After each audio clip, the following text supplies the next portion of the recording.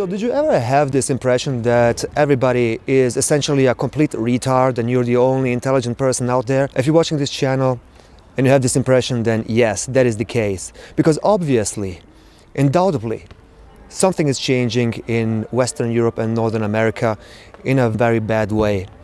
Through the rise of social media, we're able, for the first time ever, to have a glance in the life of other people and to really see how they're managing life. And all of a sudden you have these pictures of incredibly stupid people who are doing incredibly stupid things. And the impression is that this madness is spreading more and more around. We know now that the general IQ of pretty much every population out there is sinking, and that has a reason.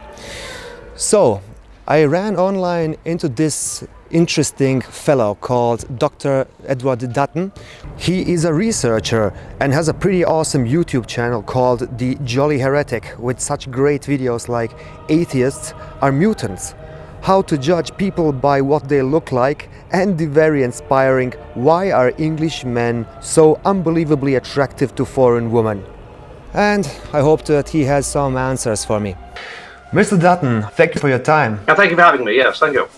I have this impression since I arrived from Eastern Europe here to Western Europe that essentially over the last few years everyone has just gone completely mad.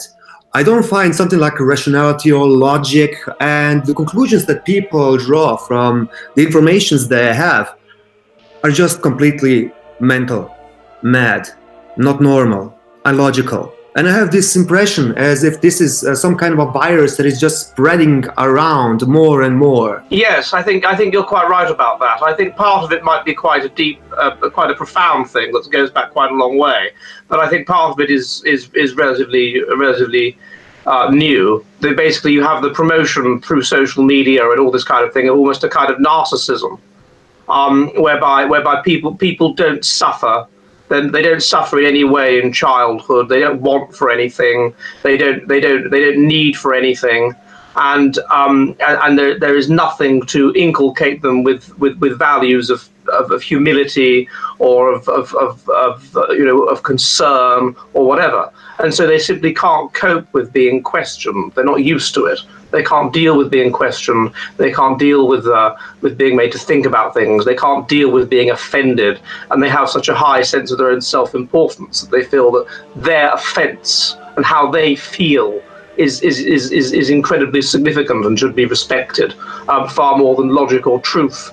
And logic and truth have gone from being something that was kind of in the Victorian era, that was kind of almost fetishized, to a point where truth is just something that's useful or not useful. It's subjective, it's relative, and that it certainly can be trumped by somebody feeling that they are offended, feeling that their emotions are hurt. You have this insane situation where somebody can assert, I feel that I'm a woman even though I'm a man. And my feeling of that, even though it's empirically inaccurate, even though it's not true, is sufficient, and you must respect that feeling. And if you don't, it hurts me, and therefore you must be stopped from hurting me. Because of me, I'm so important that it's vital that my feelings are not hurt.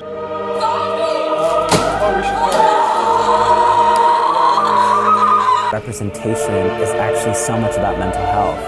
This has to be a joke. I do not believe this is happening. I literally am gonna die. I need an ambulance.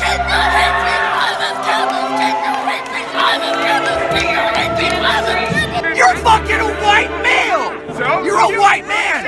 What we have done in the West is we've undermined religion, because through this system of virtue signaling and questioning everything and criticizing everything and so on. Religiousness is predicted by stress. People become more religious when they are stressed, and they have conversion experiences and things like this when they are very stressed.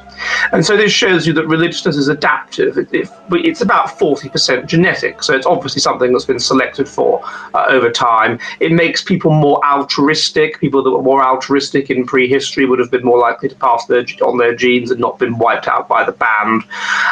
So we can see how it would be sexually selected for and individually selected for. So there's very good reasons to think that religion is something that's been selected for. It's an adaptive thing. Equally, we become less instinctive when we are low in stress. So stress makes you more kind of instinctive. It makes you act in an instinctive way and think in an instinctive way. But we are so low in stress in the West.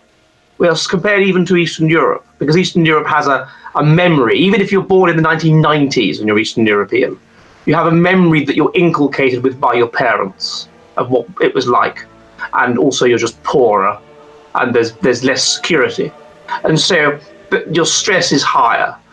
The stress in Western Europe is so low that all of these things, I think, have come together to create a perfect storm. Okay, I see here two main topics. The one would be definitely the infantilization of a whole generation, or more than one generation, actually. Women are not liars with victim mentalities. Liars with victim mentalities. Rape culture is not a myth. Rape culture is not a myth. Microaggressions are real. Microaggressions are real. Again, the gender gauge gap is real. The gender gauge gap is real. Trans people are real. Trans people are real. Trans lives matter. Trans lives matter. That would be a thing. And the other one is also mechanical damage, essentially brain damage, that is being spread around through, well, the lack of natural selection. Yes, we can look at both of those things. I mean, in terms of the lack of natural selection, it seems quite, as I said, with religion, we seem to have been selected to a certain mentality. And under conditions of Darwinian selection, there is this narrow selection for what is adaptive, and anything the brain is about 88% of the genome, so it's a huge target for mutation. And maladaptations of the brain will therefore tend to correlate with maladaptations of the body, and indeed they do. So I did a paper that showed that atheists, for example, are higher in mental and physical illness, genetic mental and physical illness, than are religious people. With the rise of the Industrial Revolution, of course, you get inoculation, you get better access to food, you get better health care, and all of these kinds of factors. And so child mortality collapses from about 40% in 1800 to about 1% today. And so you get this build-up of what we call mutational load, what my colleague Michael Woodley has called spiteful mutations, which are going to grow and grow in the population. And it's true that the fertility of these people that are atheists or whatever is not particularly high, but even so they do have some fertility. So this is going to therefore alter the way increasingly that society thinks. And the other thing it's going to do is it means that if you come into how you think, even how intelligent you are, is affected by whom you come into contact with. So if you spend your time if you live in, I don't know, you said your family was from Croatia. Well, if you live in some capital city, some big city in Croatia with a university, you're going to meet cleverer people than if you live in, let's say, the island of, I don't know, Bol. So where I wasn't recently. So as a consequence of that, it will alter how clever you are for who you're meeting with. And the same will be true of the personalities of people and what their views are. They will if they are maladapted, they will cause you to express your genes suboptimally, and you will be taken in by their maladaptive ideas. And so therefore, even if you're a carrier of these mutant genes, it can alter society, and then it can undermine structures which have developed, like religion, in order to push at the phenotypic level the society to its optimum level of adaptiveness. And that's what it's done. It's undermined things like religion, it's undermined things like the family structure, it's undermined modes of behavior which are adaptive, and so on. And it's the societies that are what we call K-strategists that are evolved to the idea that life is predictable yet harsh, that tend to invest a great deal in their offspring, that tend to be altruistic, that tend to be group-oriented and to invest in the group and to be concerned about outsiders. And we're taking away those things that promote that way of seeing the world. And so therefore we're creating, as we discussed earlier, these narcissistic people who have never suffered, for whom the world doesn't really have much structure, who kind of live for the now, who have a very high, one of the things that people who are case strategists have, because of this system of harsh yet structured, of harsh yet loving, if you like, is they tend to have quite low self-esteem. They have a low sense of self-esteem. They have this sense that what's important is the group. They're inculcated with this. Religious inculcates them with this. What's important is the group. They're not being inculcated with this. They're not, what's important is not God and serving God. What's important is you and your feelings and how you feel and your rights. And so you end up with this narcissistic generation who can't think rationally because they've not been taught. A huge part of being able to think rationally is to suppress your emotions. If we want to have a rational debate, you and I, and you disagree with me, I could be wrong or you could be wrong.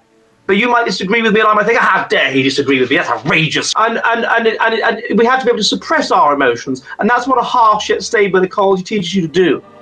And we've taken that away.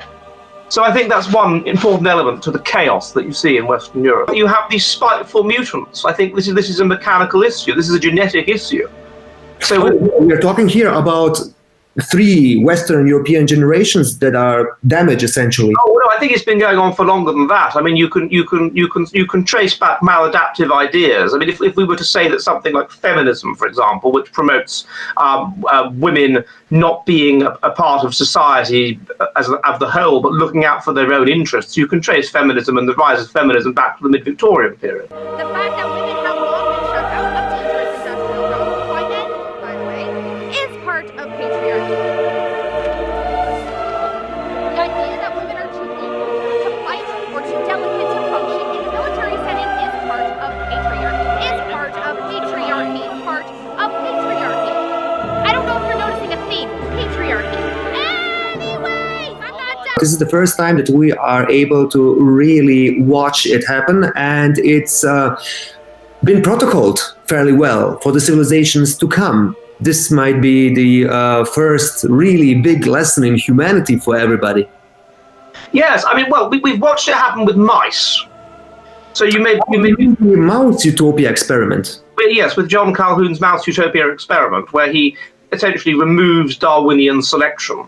And the parallels with our situation are just eerie. We've never got this far. The unique circumstances of the West, the Greeks got to the cusp of an industrial revolution, then they invented contraception. Once that happens, then you get this negative association between intelligence and fertility, and then you start to get a decline in the inventiveness. I mean, the peak inventiveness was something like 450 BC. What would be the downsides of highly intelligent societies? We have a few of them right now on the planet. One would be that people don't reproduce anymore, I assume. I think that there's a kind of balance that has to be struck. So I think that if you have a highly intelligent society and it's under an optimum level of ecological stress, which will mean that it's religious, which will mean that it's nationalistic and all this kind of thing, it will mean that it's relatively instinctive, then that society will come up with brilliant inventions, and that society will tend to dominate other societies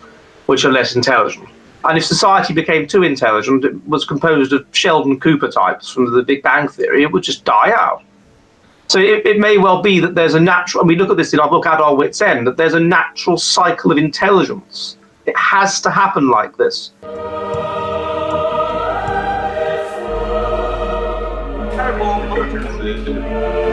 I'm going to fireball multiple government buildings, Ellie. My name is Span, S-P-A-N. I live in the United Kingdom. In the next few months, I'm going to fireball them. There's a fireball.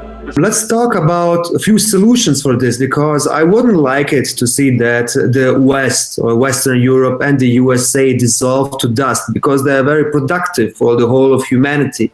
We're talking here about technology, about medicine, all of that. We all need that. So what would regain this positive selection again? I guess the very obvious answer would be the introduction of, natural selection again, right?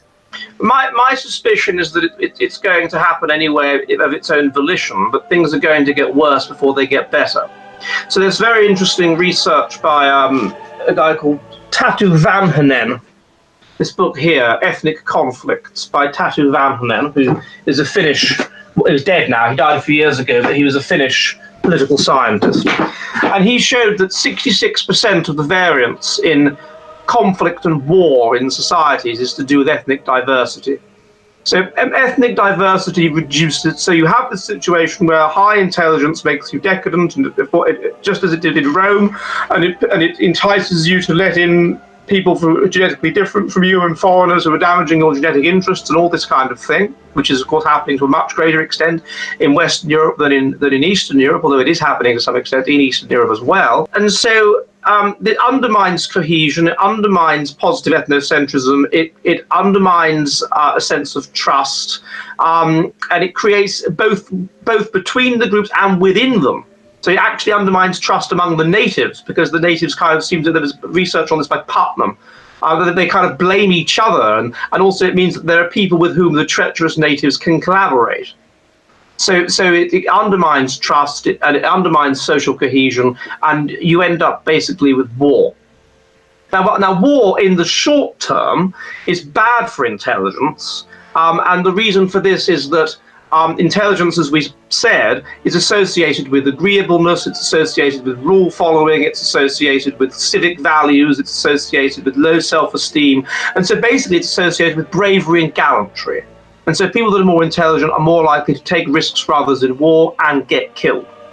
And secondly, people who are more intelligent are more likely to become the leaders, you know, the officers or whatever in the war, and they are more likely to get killed. But in the long term, what it means is you get this war and you get this collapse, and then ethnocentrism will rise. When people are under threat, when people are under stress, when people feel sort of persecuted or whatever, then they will become more ethnocentric and they will become more religious, which has a knock-on effect because there's this correlation we found between religiousness and ethnocentrism.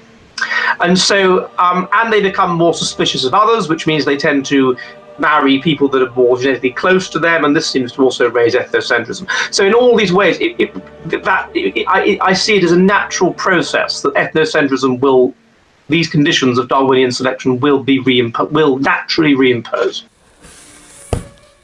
This man is going to be a superstar one day.